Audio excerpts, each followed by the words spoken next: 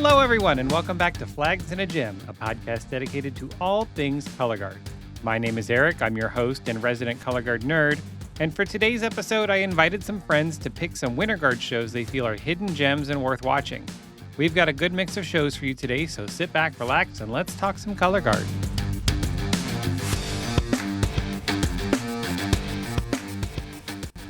Before we get into the episode, just a couple very quick shout outs. I want to say hey girl hey over to Tassi over at George Mason Open and Michelle and Ava over at Lebanon Tigerettes Color Guard in the Indianapolis area.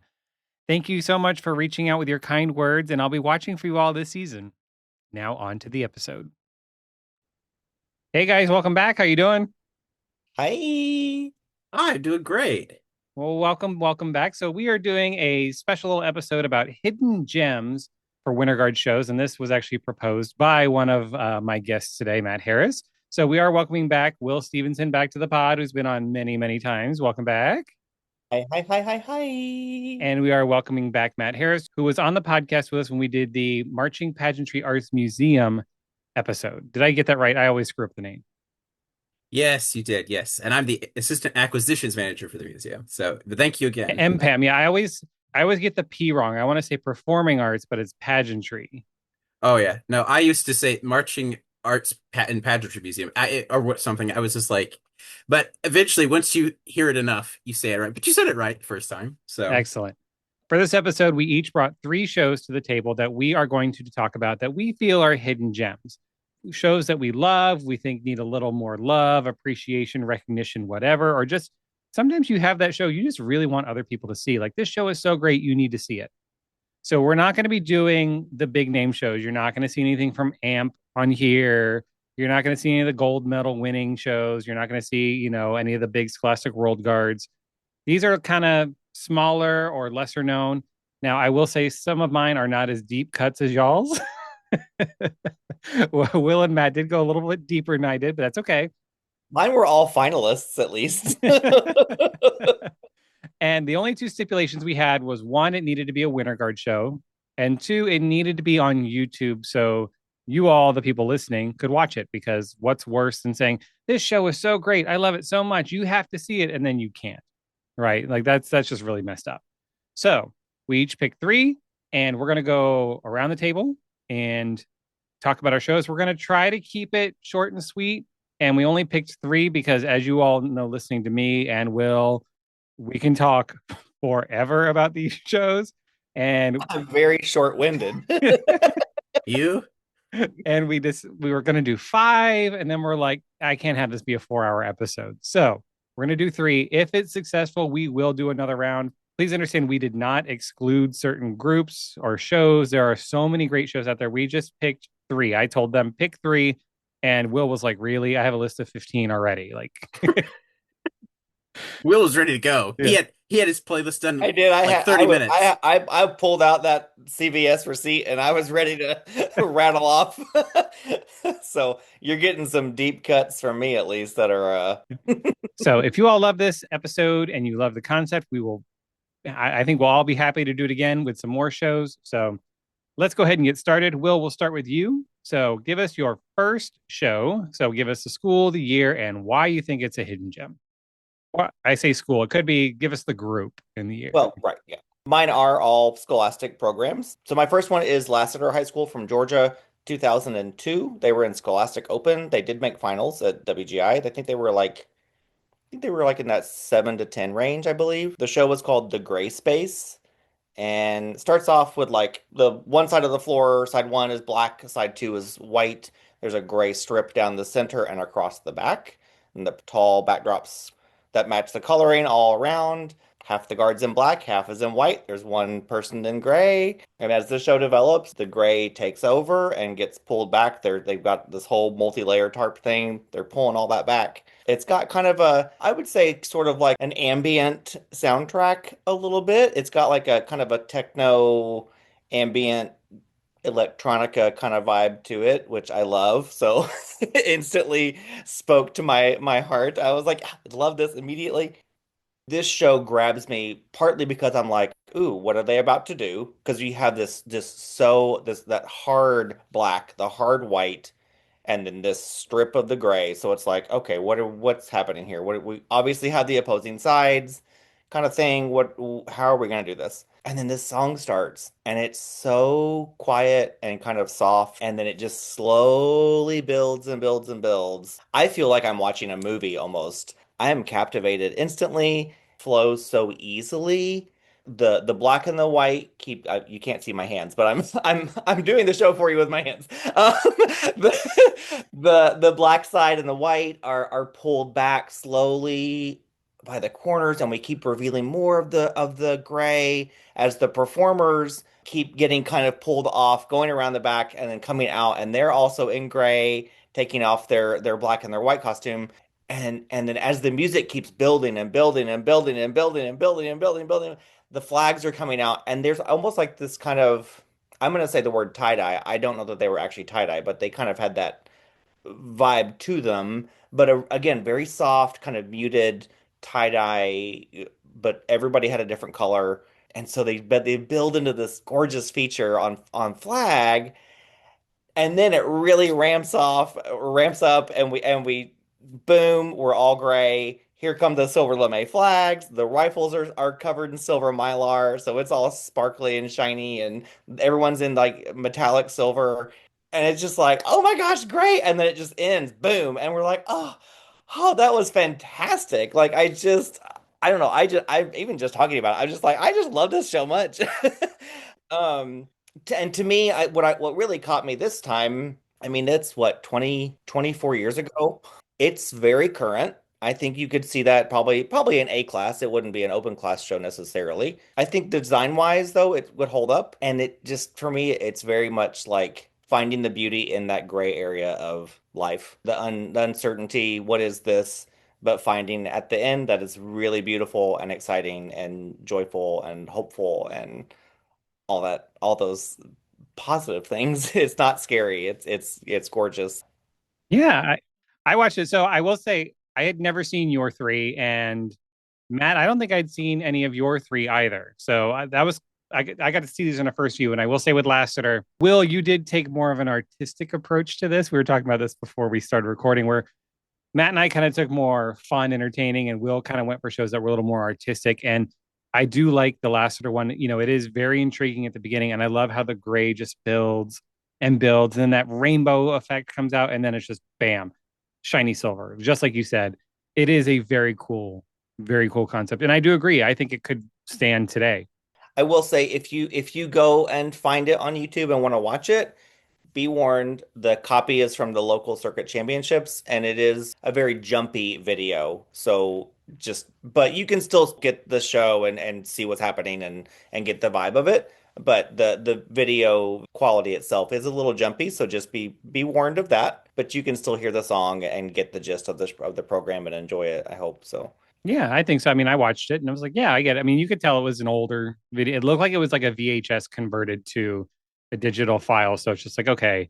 And I'll be putting links to all of these shows in the show notes for everybody. So you can go and click on all and watch all these shows that we're going to be talking about.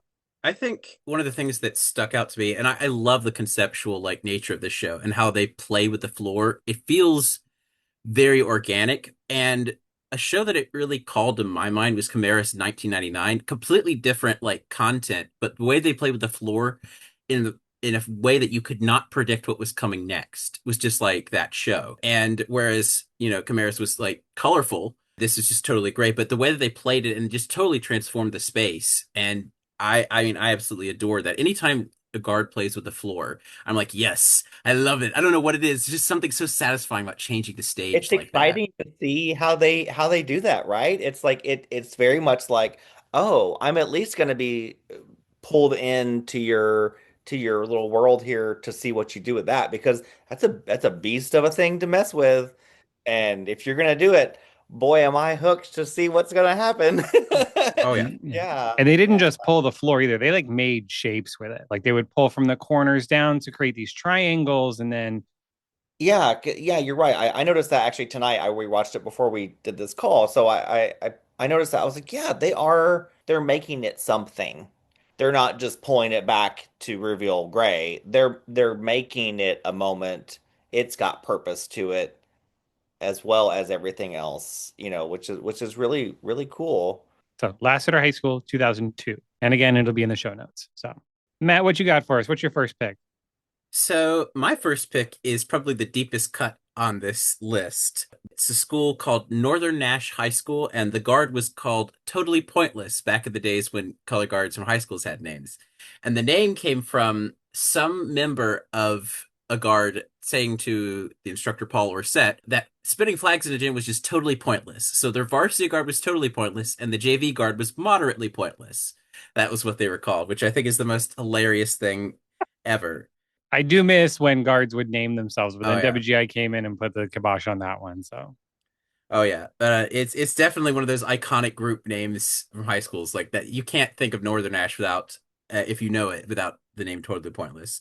It's a school that really has never gotten its flowers in the activity. They never made it past WGI prelims, and the impact that it had though, and the people that have been raised in this program, and I talk about that as well, are names that are super, super notable, and it's crazy that the school isn't more well known. To give you a couple of names of people that were raised in this program, for one, you have John Leonard, who worked at Marcus High School and now teaches the Cavaliers, Jeffrey Dale, who created First Flight, and Michael Townsend, who was on staff with Crown for equals MC squared and Boom this past year. They called him Doo Doo. That's the nickname. yep. March Cavies as well. He was before my time, but everybody talked about doo doo. Yep. So the show is Guys and Dolls 1995, based on the musical, and Michael Townsend is actually in this show. His first years, I think it's either his sophomore or junior year. I'm not sure. It was instructed by Paul Orset, who was also WGI announcer for years. He ran Assembly Line, senior guard, which I'm in. He started this program, and they always took an unconventional approach to shows, especially for Scholastic A. This show, the Guys and Dolls show, was the most successful program, and I think it's like super ahead of its time for the choreography. But I talked with Paul about this, and he's about the show. He said the idea for the show came about when he rented a Jeep for a trip to Florida, and the sample cassette tape meant to test the stereo had the song Guys and Dolls on it from the musical. And so that's where he got the idea to do a Winter show of Guys and Dolls. A big part of why this show resonates with me so much is the equipment work. It's some of the most fun writing I've ever seen. It's just got a distinctly musical theater like sensibility to it. The choices that they make in the show in terms of equipment and choreography and staging feels a lot more like theater than it does Winter Guard. But that's I think it adds to it as well and its flavor. If you look at the opening, there's the flags with the dice on it because Guys and Dolls is about gamblers, and they all do this toss in the song called Reliable Nathan, and they slam on a cymbal crash, and it feels and it looks like musical theater style choreography. And I mean the show is just brilliant in my opinion. I mean it's just so much fun. The choices that they make with the equipment in that show are not your go-to choices. I think it's a blast to watch, and the people that this program raises are incredible, and I think it's long due that they should receive their flowers. And so that's why I picked Northern Ash High School. And it was it 1995. 95. Yeah. Is that right? Okay, that was the equipment work you mentioned, Matt. I would say for the time, for that 1995 kind of time frame, they definitely were pushing those kids to do some really fun, maybe out of the box, quote unquote, type of things for what they were doing. It definitely is like super challenging and it is fast.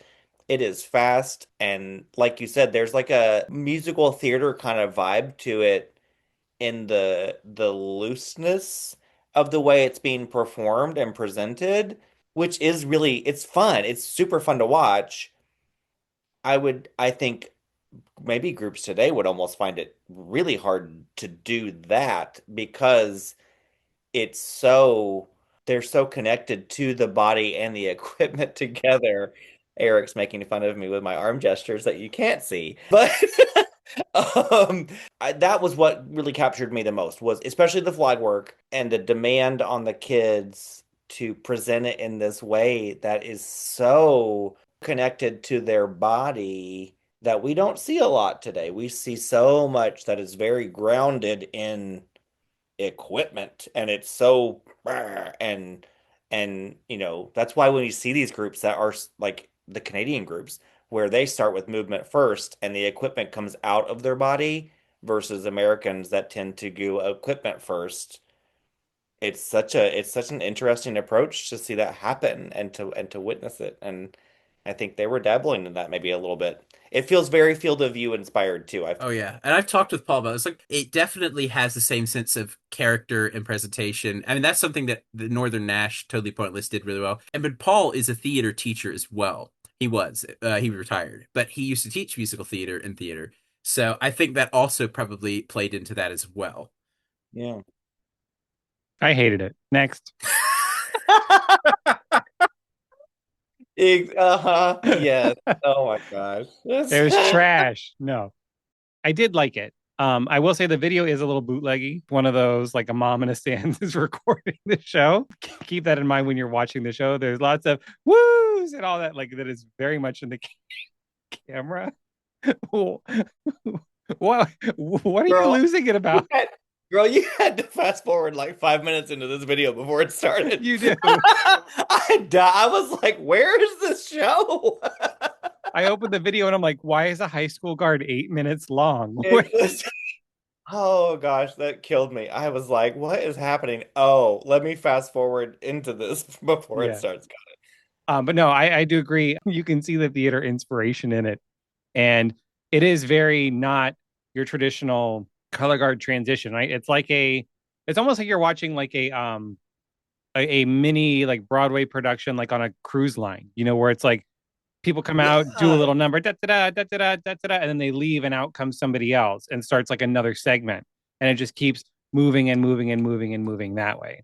Where it's not like a color guard show. Oh, and the flags come in from the corner and this and that. Like, no, it's just like bam, right? Here's our first number. We're gonna leave while homegirl comes in, and here she starts number two, and it keeps moving. And like you said, it's very quick.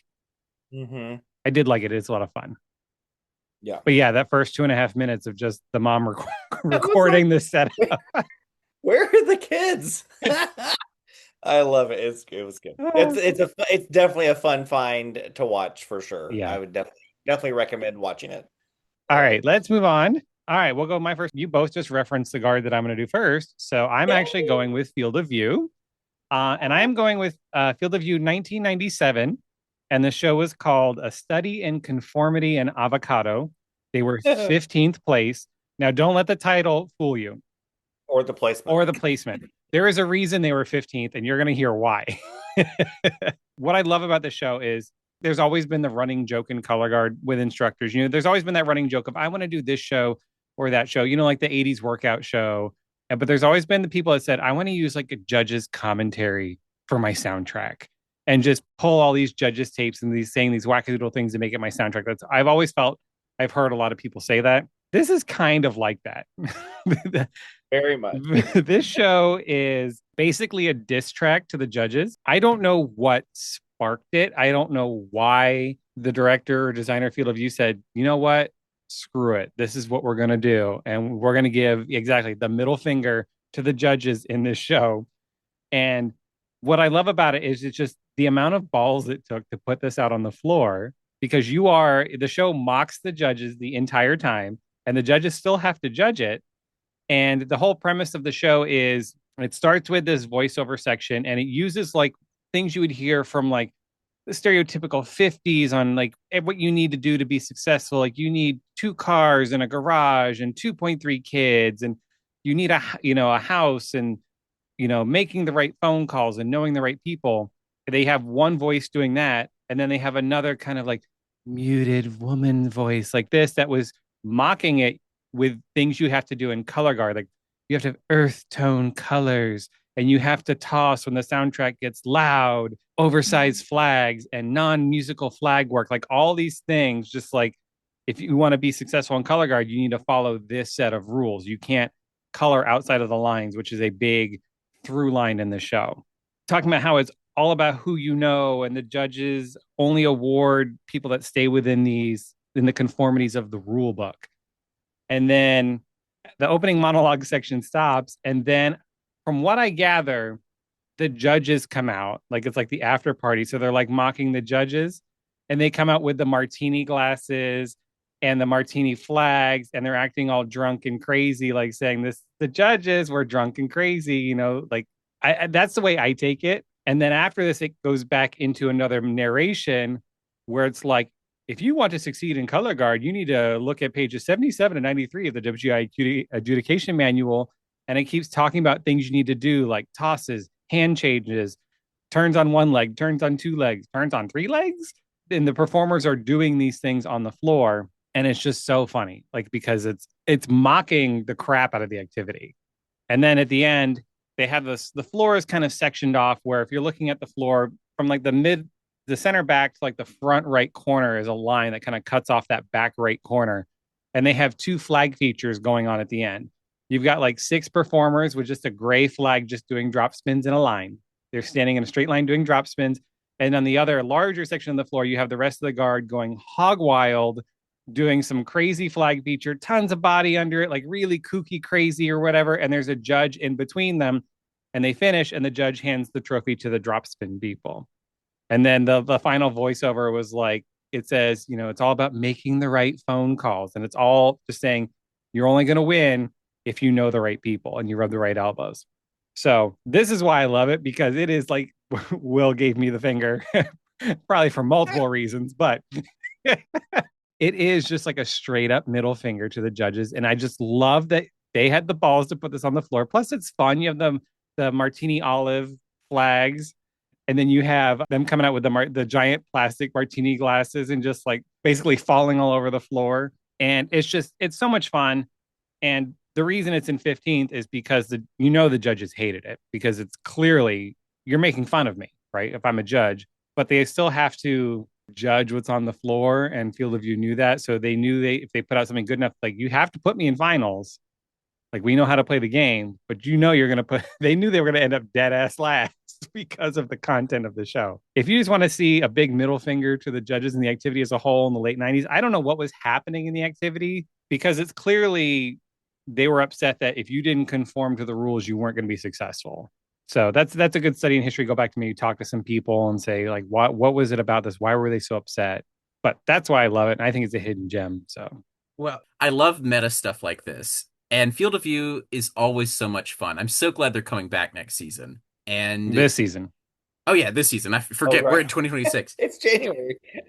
What I took away from it on the first time, a lot of these shows, as someone that does design soundtracks and stuff, I could conceive of how someone might come to the ideas for some of these shows. With this show, I'm like, I understand the concept and what they're trying to say, but I'm like, how do you come up with something this creative and layered? There's so many layers in this show, and you would have to watch this show a bunch of times just to catch everything that was going on, and it's just brilliant. It's such a brilliant like satire of the Winter Guard activity, and I bet you what it has to do with why Field of View might have done this shows, because they always have done crowd pleasing shows, and crowd pleasing shows have not necessarily always been the gold medalists. Perhaps or this was just their yeah, medalists. yeah, and maybe this was their response. Yeah, this show is very interesting to see like what bee got in your bonnet a little bit about what was happening in the activity. I'm not sure. It'd be fun to talk to Todd. It'd be fun to talk to him and be like, "Hey, what do you remember about this? What was happening? What was going on?" This show spoke immediately to me because of drinkies. You can't see me, but I have my wine in hand.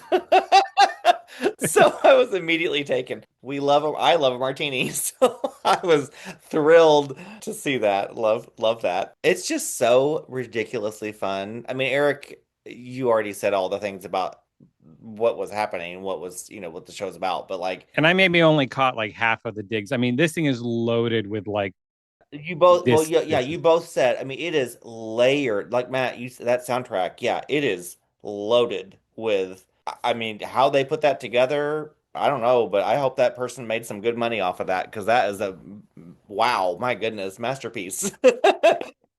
Anyway, it's fantastic. It's so much fun. The show definitely takes a like slam on the brakes, shift gears, like not quite halfway through, and then we just kind of boom into this what feels more like a color guard show, what we would expect a little bit. These kids can freaking spin, and they didn't let the audience or the judges forget it. Anyway, it's just super fun. 10 out of 10. Highly recommend. Go watch. Yeah, if you want to watch just and honestly, a lot of it I think still rings true today, like people's grievances with the sport and just like I think across all sports. Very much you feel like you have to fit in these boxes to in order to proceed forward. And it's like, I'm doing everything you told me to do, but I'm still stuck in the bottom third or whatever. And it's like, I don't understand. What's the deal? Check it out. Field of View 1997. All right, Will, we're going to your second choice. It's going to be Stoneman Douglas High School from Florida, 1996. They were in Scholastic A finals. They were sixth place. Their show was Lament, or might be Lament for a Lonely Child, but it's a Diane Reeves song. She was a jazz artist. Took me forever to find the music, and I found that. I snatched that CD off of eBay so fast. It's out of print. You can't find it. It's not even on Apple Music, but I've got it.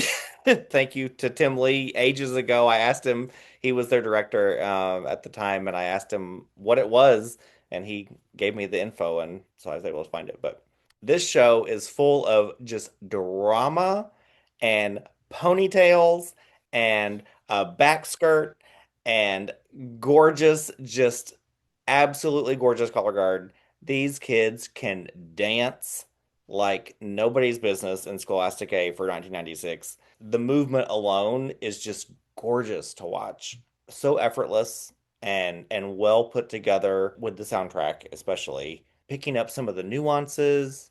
There's a line in the song. She says, "Take my hand," and they all they do is just reach. Well, again, you can't see my hand, but but He's reaching very dramatically. they are reaching, and it. I mean, and that's a moment. They created this gorgeous, beautiful, tender moment with just reaching and extending that hand out and then boom, and that form explodes away as they go into the next thing.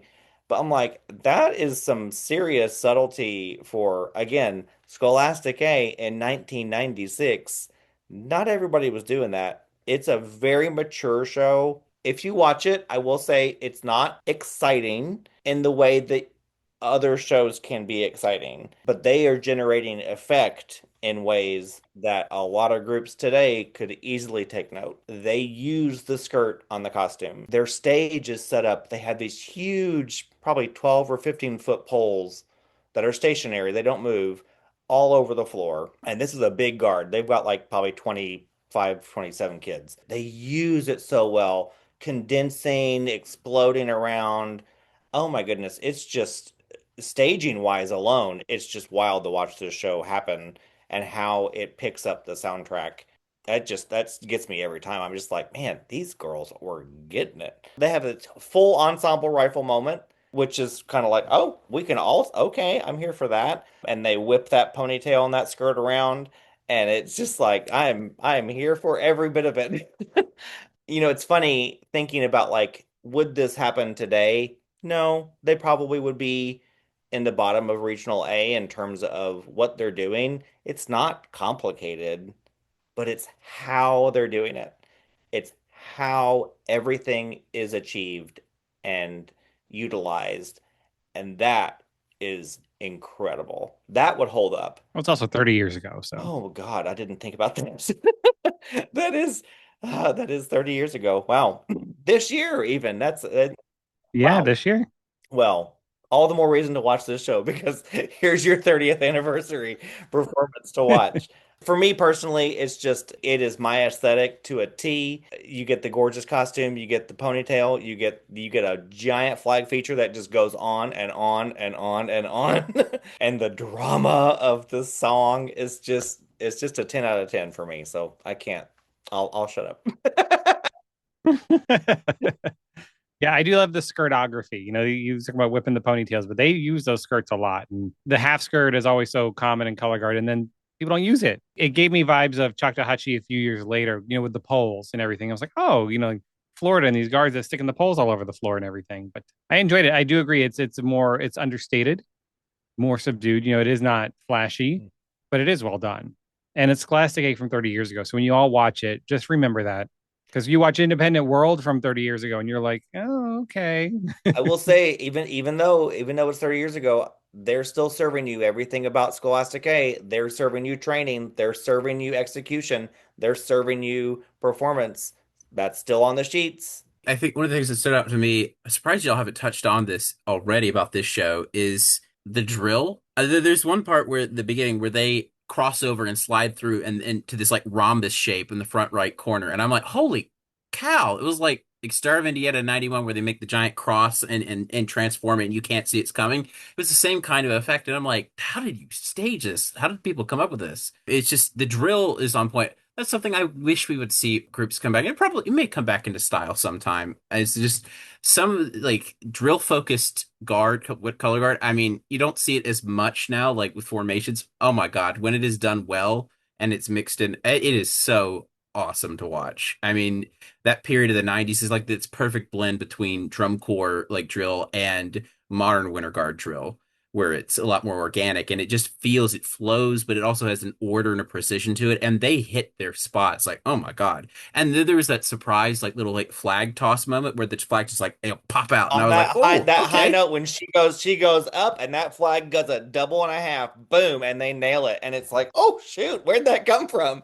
Yeah, because they like run into spot, release, bam, and it's just I'm getting chills right now. I love it. It's so good. I always say as a creative, when you're putting something together, the three S's you should adhere to: surprise, satisfy, and steal. And that's a surprise moment. You surprise your audience by doing something they don't expect, satisfy them by giving them something they do expect, and steal from other people because they usually have great ideas that you can borrow from. I'm not saying that about personal experience, but like everybody influences somebody. In the polls, they reminded me a lot of like, didn't Warren Central do a Sticks and Stones show where they had polls like that Well, crossed? And I was like, at first I thought that's what that was, but then I was like, wait a minute, this is Stone and Douglas. Okay. So beautiful aesthetic, loved it. I was like, where are you going with this stealing thing? Like, where are we going with this? imitation is the sincerest form of flattery. All right, shall we move on to Matt, your second pick? Okay, so my second pick is a show that I ran across and absolutely just fell in love with. It's a group that unfortunately no longer exists, De La Jour from Delaware, and I picked their 2014 show, Painted Desert of Mirage, which was an A-class finalist in 2014. And the show is set up like the tarp is set up like a desert, and there's like a blue strip on the background, like almost like a desert mirage, like when you see water in the desert. And the show is set to the song by the band America, Horse with No Name, which is funnily enough the only show I've ever seen to use music by the band America, even though they were like super huge and folky, and a lot of like Winter Guard uses folky kind of music. And Oh yeah, there was a huge folk era for a while. People were using Indigo Girls all the time and Closer to Find. Ah, Yeah. that speaks to my heart immediately. Will loves his folk music. They've kind of got this hippie, like nomad kind of like look, costume look, and they all have like canteens. It transformed my opinion on this song. I honestly could not stand the song Horse with No Name, but this show, I like this show so much, it made me like this song.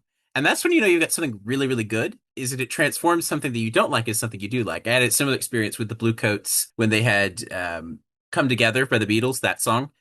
I love the Beatles, never liked that song. Then I saw the Blue Coat show with it, they played it, and now I just love it. I don't know what it was. It just transformed.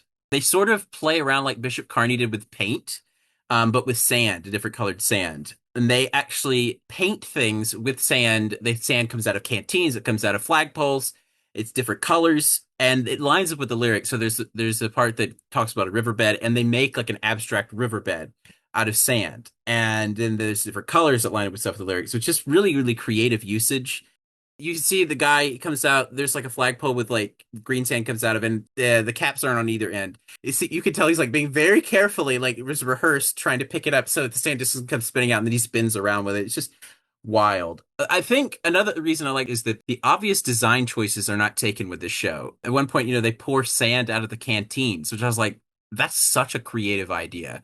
I mean, I would never have thought to do that. And painting with sand, and the song necessarily has nothing to do with painting like that, but they just it blends so well. And to me, it's productions like this is like you don't have to have like three turnarounds to be effective or entertaining. But I think what's so great about this show is just the creative staging. It's really well performed. The equipment work is great, dance is great, like atmosphere is fantastic, and the soundtrack is great. But what really works for this show is how creative the ideas are played with. They don't use the normal like thoughts that you first go to when you think of the song Horse with No Name. But God does it work. And it is so much fun. And that is the kind of thing that can make a show work. You don't have to have crazy, crazy tosses in a show. You don't have to be world class to be entertaining or exciting or different. A class is just as important, and it is so important and well achieved in this show. And I wish they were still around. It's a shame they're gone. Delaware doesn't get much representation in Winter Guard. I marched to Delaware Guard. Woo woo. Come on, Apex, BPEX. Apex, BPEX, and they had CPEX for a while. Yeah, no, man. I think yeah, you're right. They do use the sand really well because it didn't feel like an afterthought. Like it was part of telling their full 4.5 minute story. They really, made it part of the whole thing. They gave it purpose, which is huge, huge to do, especially at that level. It's a beautiful show. It's really lovely. It's easy to watch, very easy to watch. Was this their last year, or were they around after that? I talked with their director last year, their former director, and she said, if I remember correctly, she said COVID was what was the nail in the coffin for De La Jure. So they lasted several years after that, but COVID dealt a blow. Like, and I wonder how many other programs like that, like De La Jure, like that it was the closing note. Well, I enjoyed it though. I thought it was very good. Definitely a fun watch. I love that ending flag. I couldn't tell if it was gray, like a grayscale and white. I thought it was bluish, like water. That's kind of what I thought. That's what I thought, but I'm looking at the video. I'm like, it looks gray, but I thought it was supposed to be like water. I think it was like bluish. I think it was supposed to look like a mirage, but I love that too. That was in my notes. I totally forgot to mention it. That flag is gorgeous. I would kill for one of those. Like sometimes you see a flag, you know what I mean? You're just like, I would kill to have that. And then you're like, you get a flag like that and you're like, oh, just stick it in the closet. Oh no, I Never would put use it on it. a Like, pole and I would spin it. oh, you would? Yeah. You see, I would tear it up. That's the problem. If I put it in a pole and spin it, because I'm very tough on equipment. So, We'll get but better technique then. Oh.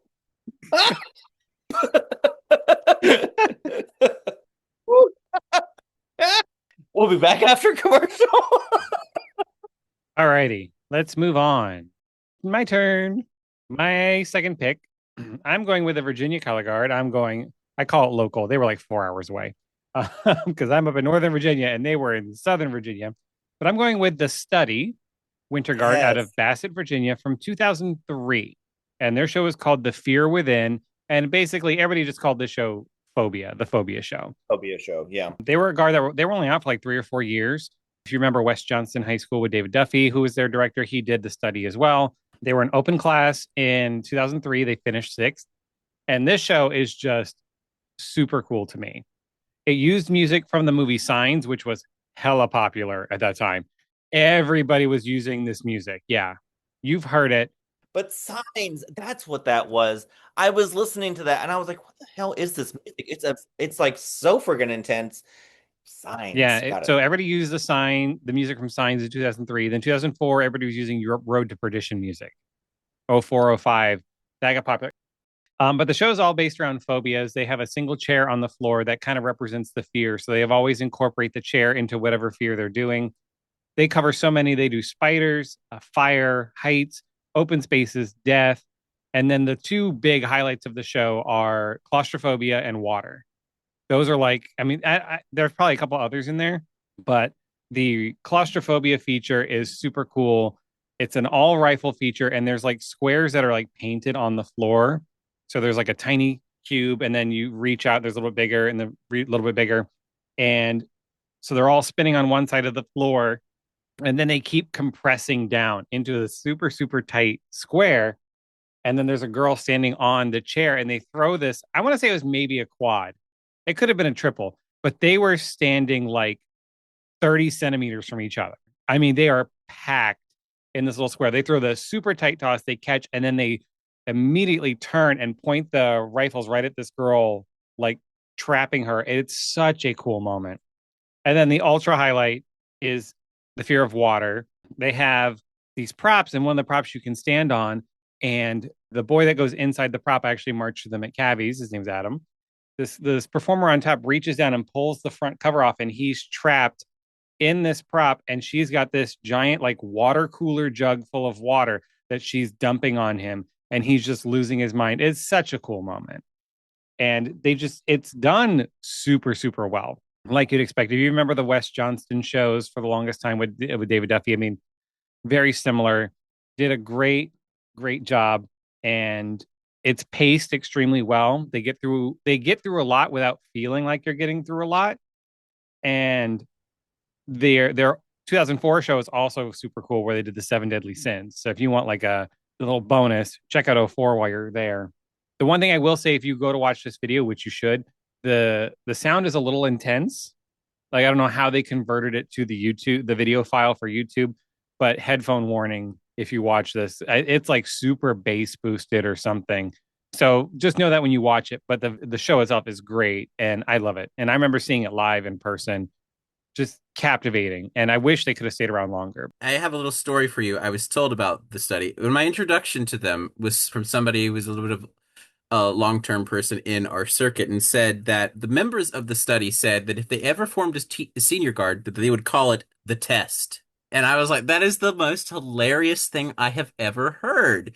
When the study folded, a lot of those members actually went to assembly line because that was pre first flight being World Guard. And so a lot of those members had aged out of open and A class, so they went to assembly line in the late 2000s. But I mean, this show, woo, intensity, intensity, intensity, which is something you see a lot from David Duffy. I mean, Wes Johnston, the show where they walk, the girls walking the tightrope, or a beam, whatever it is, in that show, that's crazy. I mean, to think that now it's like you can't go above 3 feet off the ground, and it's like they were doing that back then. There's nothing to keep her from falling. Yeah, they wouldn't be able But to do that unless she was no, harnessed. no, no. She'd have to be and have like a bicycle helmet and knee pads. But I mean, that's probably a good thing. It's pretty dangerous. But I love the intensity of this. And you're saying everybody uses music. Immediately, what came to my mind is Tarpon Springs 2010 Paranormal. They used this music in the opener of that show, and that's their infamous like haunted house show. It was like one of the first Bands of America shows I was ever shown. It's so great. I love the phobia moment with the water. Oh my gosh. I was like, effect, effect. As my mom always said, it was for effect. That's why I poured the water. Like, It was for fair. effect. They're already so much. Just, I thought they were fantastic. Yeah, again, Eric, you kind of mentioned this, so I'm glad it wasn't just me. The chair. There is this chair throughout this whole show that is used to propel the story forward.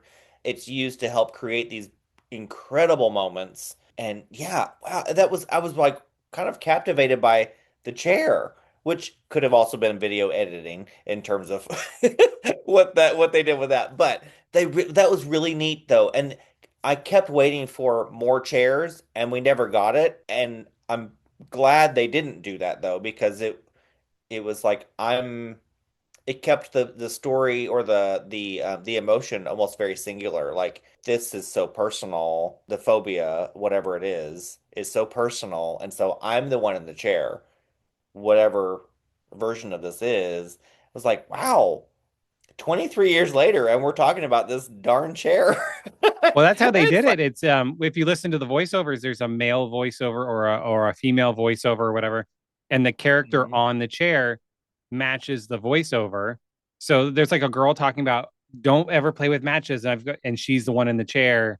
And then at the very end of the show, where it says, "What are you afraid of?" and they push the chair forward to the audience. Yes. It's just excellent storytelling from start to finish. It is very intense, like Matt said. Like, it is go time right off the bat, and these kids don't let up. Yeah, there's a lot of performers that you probably have seen. Oh, I know that face. I know that face. I know that face. There's a lot in this group, which is really interesting. Because yeah, he was teaching Wes Johnston at the same time, who had just opened probably the same year almost, I guess. Just creating this little bubble of of color guard there in Virginia. Well, Bassett was already going, and he had been there anyway, so maybe that's where they came from or something. I don't know. Anyway, but great performers, great storytelling. Again, that chair is. is doing so much work, more work than it got credit for. Yeah, there's some really cool like that rifle moment you mentioned, the in the claustrophobic part.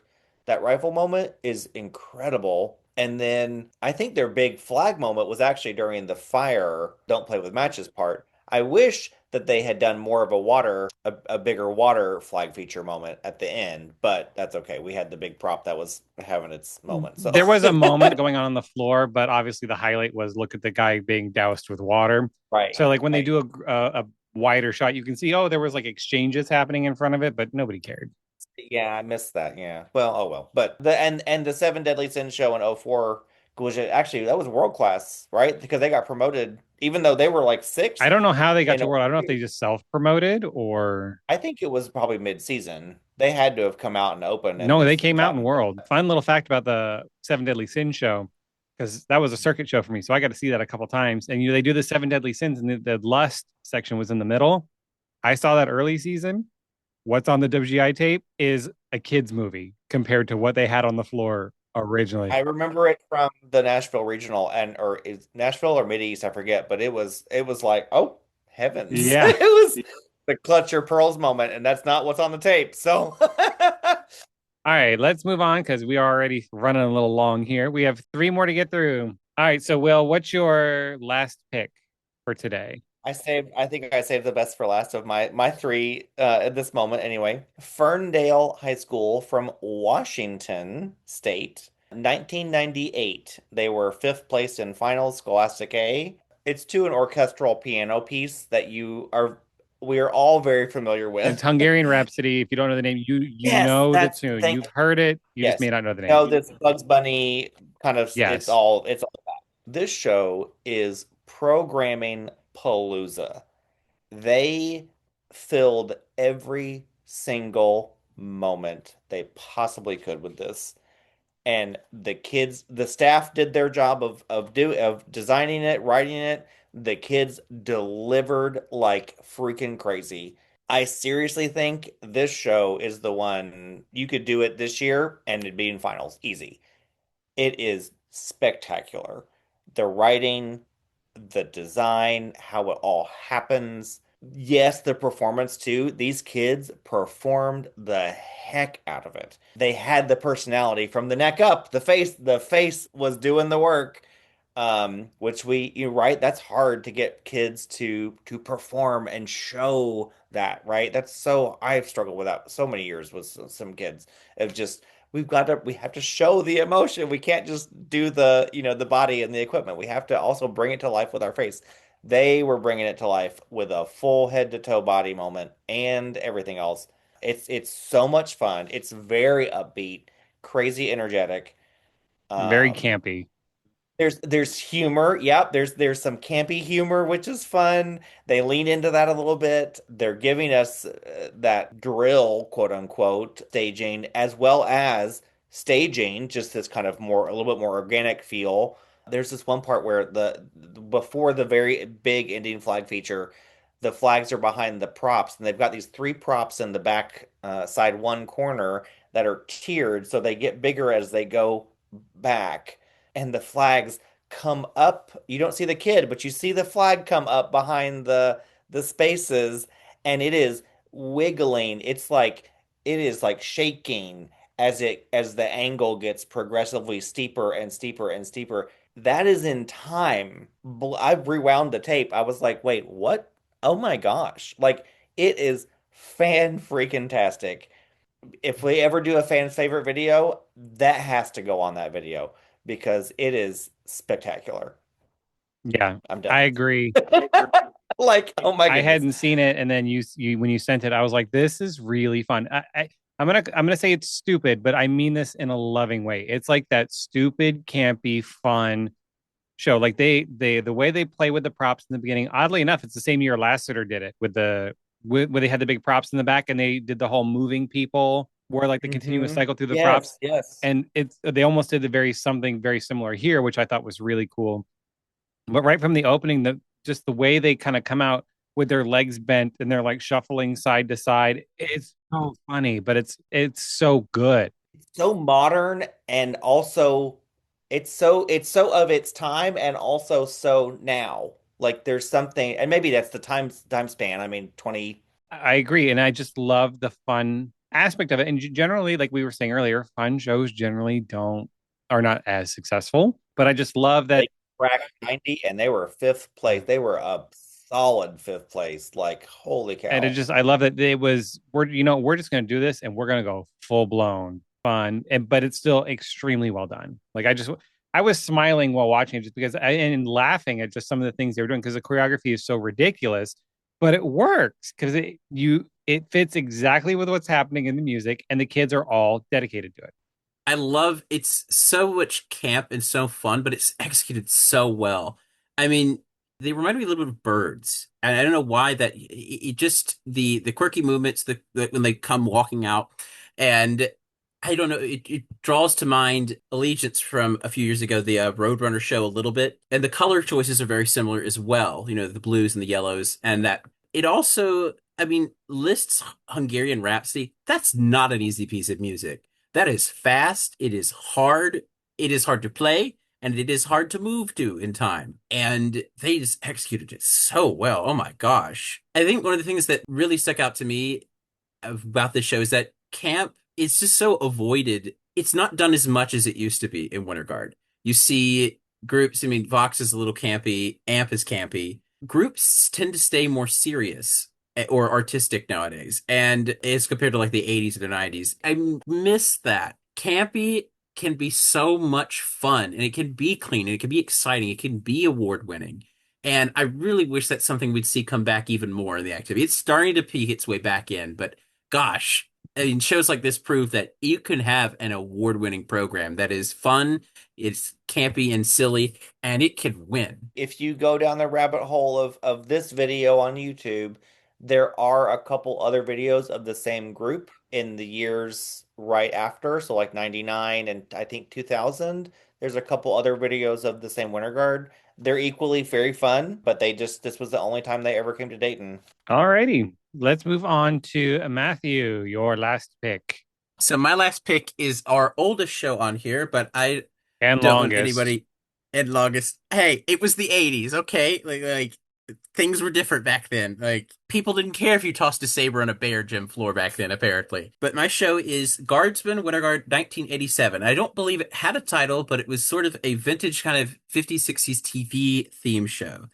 And I am kind of a self-professed old soul, so I ran across this last year, not too long after Dayton. And for those of you that don't know, the Schaumburg Guardsmen were a group from Schaumburg, Illinois. They existed for many years. They were first as a drum corps, and then I also added a winter guard, but eventually they just became a winter guard only. Gosh, they did put out some amazing and fun shows. And I think they're probably most famous for the like toy soldier thing they did for several years. That's sort of their gimmick. Like they did a lot, but they were just a ton of fun always. It opens with this giant TV in the back left corner, and it splits open, and all these people come rushing out to the theme of the Jetsons. The word I could just keep coming back to with the show is fun.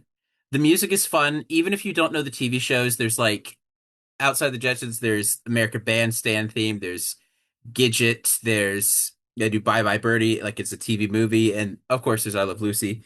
And they do like a ton of costume changes as well, which is great. My favorite part, of course, is the Gidget part, which I love that theme song. Is it's a product of its time and it's long, but it's just fun. And I really like fun stuff. I really couldn't come up with as much to say about this one as the other ones, but it's just a fun time to watch. The music's fun, the staging is fun, the costuming, it's just entertaining. Girl. This show is almost 7.5 minutes, which is fine. But also, that's longer than a lot of marching band shows I judge in the fall. Yes, it is a blast and a half. They are having so much fun. But I tell you what, by minute five, like 5.5 minutes in, you can tell they are exhausted because that flag stuff starts to fall apart towards the end. Bless their hearts. They are operating at a level 10 non-stop. But it is very fun. They are very much of their time. It is very much 1987. This is what Winter Guard basically looked like for a lot of groups. fast moving drill, exciting drill, very dynamic. They had like that giant TV prop kind of thing, right, in the corner, which was cool. And then you had some props kind of helping to block that off and help with transitions and stuff. So in terms of that, they definitely created their focal point and helping to generate these transitions between the theme songs. Anyway, it's a great show to watch. It is very fun, but it is a lot. I can only imagine how exhausted they had to be. They're also giving us costume changes. We're getting prop changes. We're getting theme changes. I mean, they are operating on this revolving door of constant shifting gears, and to have to like interpret all of that, that's a lot of responsibility on the performer. So and they did it, they did do it. You can get the energy that they're giving off through the video, but I do feel like it went on a little too long. If I had to really be super critical, like it lasted a long time. I don't know what's longer, this show or Wicked. I don't. Okay, but Wicked Part 2 lasted. Yeah, Wicked Part 2 is way too long. No, well, we were joking. This show is long. I think it's just, it's just the era it was in. But it is a lot of fun. I do like all the TV theme songs. I don't know if you caught, there were two kids sitting in front of the TV and there kept being a voiceover like change the channel, change the channel. And that's why we get the cycling of the TV show theme songs. As an I Love Lucy freak and fanatic, I did love the Lucy section. I love how they played with her not being able to spin the flag. I was like, okay, because I'm like, you cannot do my girl dirty. You cannot do my girl dirty, and they didn't. And it is a lot of fun. I don't know Gidget. I couldn't tell you the soundtrack, so I don't know what part you're talking about, and Oh, it's the part where they says, "Wait till you see my Gidget." I don't think I want to see your Gidget. They- Consent, people, consent. it's a really old show from the 60s with Sally Field. It was like one of her first things. She was like literally, I think this is like 1960, 61, and she was like literally like 12. I will say it is very of the time, and so a lot of the '80s shows were like this. They're just pure fun entertainment. So I do love that. So if you want to get a good idea of what an '80s show was like, this is a great example. It is a little long. That's all. All right, last one. My All right. turn. So I am going with a Canadian color guard, Independent Yay. A, The Ventures from 2004. They were in A. That's okay. I couldn't remember if they were in A or They open. moved Okay. up to open in 2006, but 2004 they were A class. They were fifth place at San Diego Championships. I was going to say Dayton, but San Diego Championships, and they did an ABBA show, and it's just straight up an ABBA medley, and it is just pure fun. Funny enough, I believe they won equipment in the recap. Because you remember back in the DVDs, they used to put that little insert that had the little blurb about each guard, and they would say, "Oh, winning the caption of Yes. equipment or whatever." I'm pretty sure Ventures won equipment, even though they were in fifth place. That was their thing. They were the spinners, and they always had every year they always put in their little rifle trick where they throw this horizontal toss with two guns, and one always flies off to another performer. They did it every year. So it was a horizontal, like you'd put on your shoulder, and they had two stacked on top of each other, and they tossed it, and they would naturally separate in the air, and the other person would catch the second gun. But they pull out so many fun ABBA songs, and very beginning of the video, the announcer pronounces ABBA wrong, calls it ABBA, and the girls are on the video like going like ABBA, like they're laughing at him, like did he just say ABBA? It's just great way to start the show. It's just pure fun. It's not the cleanest. It's A class from 20 years ago, but you know what? It's a blast. It's great music. And then they finish the show with Waterloo, and they stop, and then they have a tag ending of Dancing Queen, and they're pulling the floor, and they're just shaking it and having a good time and getting the audience involved. This is just one of those shows that is just pure fun and great music. I mean, you bopping along, singing along. That's me. I love it. If you love ABBA, you'll love this show. If you like Mamma Mia, you'll like this show. You can dance, Eric. You can jive. I'm having the time of my life. Oh, There's not a whole lot to say about the show because yeah. it's a very straightforward A class show. They spin well. They have a couple of unfortunate close-ups because WGA loves to do that to people. They always zero in on a performer and then they screw up, right? I mean, how many times have we seen that? Like I said, the soundtrack is great. great energy, great performers. It's a blast. So you're just looking for a fun, light, that's a fun color card show. This is the one to watch. Ventures 2004. The other thing is too is like connecting to like the Dillinger earlier, the America. ABBA is a group you never see done in color guard.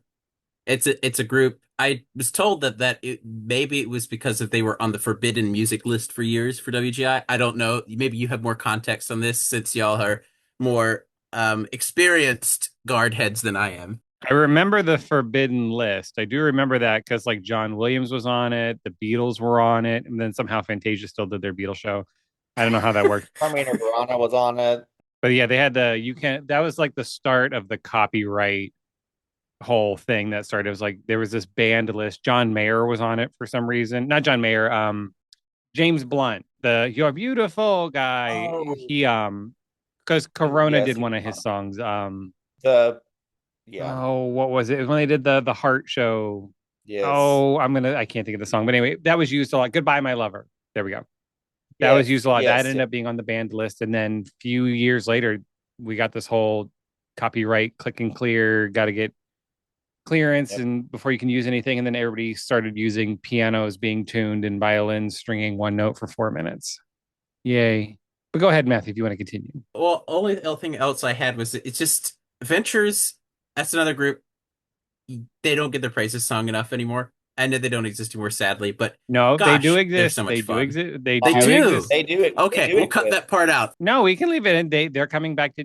They just don't come to Dayton every year, but they do exist. They're hanging out. I think they went last year. If they didn't, they are going this year. They were at the Power Regional in Bethlehem because their director, I marched Kiwanis Cavaliers with her. We had a little mini Kiwanis Cavaliers reunion because one of the Third Legend staff also marched, and she was like, "Yeah, we're still going. We just kind of stay up there." And Well, that's great to hear because Adventures is so much fun. There's another one of their shows from 2014 that's one of my absolute favorites. If we do a part two, that might be one of my picks for that, but we'll save that for later. But no, like just Ventures so much fun. Always puts out like exciting programs that are entertaining to watch, and it's great. yeah, they were kind of like amp in a way where I feel like that was kind of their MO where they just we want to put out fun, entertaining kind of shows. We're not going to go the artsy route. We just, or they would do the medley of like smile songs, or they just always kind of did something like that. It was a little more fun and engaging. No, this Ventures show was great. It's super like you said, super fun. This is a show for the audience and the judges because they are giving some great equipment moments. They are giving some great staging moments in terms of connecting to the soundtrack and their tarp because they've got ABBA spelled out and then they've got the names of the performers written out, which I thought was really cool. We don't, in terms of just how can we incorporate this a little bit, and they did it that way. It was really cool. Yeah, for people listening who don't know, that's how ABBA got their name. It's the first initials of the four singers. It's A, B, B, and A. So they just instead of Baba, I guess they went with ABBA. It was right, it was ABBA. But yeah, I mean, they every single performer knows exactly how to commit every single thing to that soundtrack in that moment, and they delivered, and it is so much fun. Even with the little bobbles that might have happened occasionally, the flag feature is not the cleanest, and that flag design they picked shows it off because there's a big old white stripe that they did not need. But nonetheless, it's a lot of fun. And yeah, it's great. And Eric, you said they were fifth place? Yep. I didn't realize it was that high, honestly, but Ooh, is that a read? kind of. I mean, But it was kind of dirty. It really was. I figured they were. I mean, I figured they were like probably sixth or seventh. But it is a lot of fun. Again, those performers made that show come to life so easily, and you could tell they had a great time. And that's really what makes this a fun moment to watch. Yeah, I agree. I love it. It's a nice lighthearted show. Put a smile on your face and you can go on about your day. I will say, Matt, I think there's actually a lot more groups use ABBA than you realize.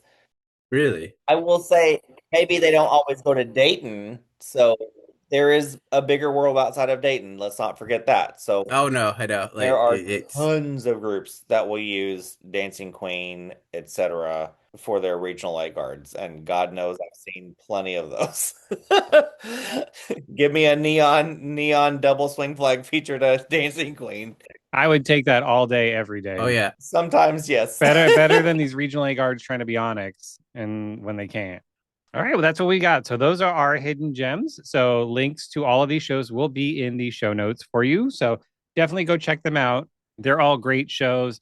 It's funny how we all pick something like, Matt, you picked something from the 80s, 90s, and 2000s. I ended up picking something from World Open and A. And then, Will, you kind of went more. Don't you make that face at me? He was like deep He's like, cut. what? I did what? What did I do? What are you gonna say, Eric? And Will went to the bottom of the barrel. I was like, what's down here? Nobody's ever seen these shows since they were out. People don't even know if the people from these shows still exist. They could be missing, lost. Like, did those shows happen? Like, Girl, you better cut hey. that part out. Rude. So no, I was gonna They have say finals, at least, Matthew. I was gonna say I like that you picked all A class, but then I realized Lassiter was an open. They were open, yeah. And Ferndale got promoted to open after this, and then Stoneman, I think, went into open in '97. So you're welcome. There you go. So let us know what you think. If you enjoyed this, yeah, we will probably do it again. Let us know what you think your hidden gems are. Share with the world. And anything else you guys have before we go? So I'm excited to announce. So I'm going to be performing in Dayton for the first time ever. Assembly Line is going is Senior World in world class. We're going to be. It's our first time in 20 years in Dayton in honor of our 40th anniversary of being a senior, and we're super excited. So please come out and support us in prelims in UD Arena. You're not only just supporting us, you're supporting all senior guards around the country and internationally. Come watch us, please. Don't let there be not 5 people in the audience for Assembly Line. There won't be. You'll have a good crowd because you're gonna go on like right after Paramount. Say that. I had to go on after Broken Arrow in high school. That's a hard act to follow. Like, also, if you have a uniform or flag that you'd be interested in potentially donating to our Museum for Preservation, please feel free to get in touch with me or Eric on social media. We're also trying to raise money for a new location for the museum because we've gotten so many donations recently that we need a bigger space. And any money you would be willing to donate to the museum, we'd greatly appreciate. Everything counts and everything is greatly appreciated. You're preserving not only your history, but the history of millions, thousands to millions of people that have done the marching arts over the decades. But thank you for having me on. Like, It was my pleasure. Will, you got anything for us? No, this has been so much fun, Eric and Matthews. Thanks for having me again.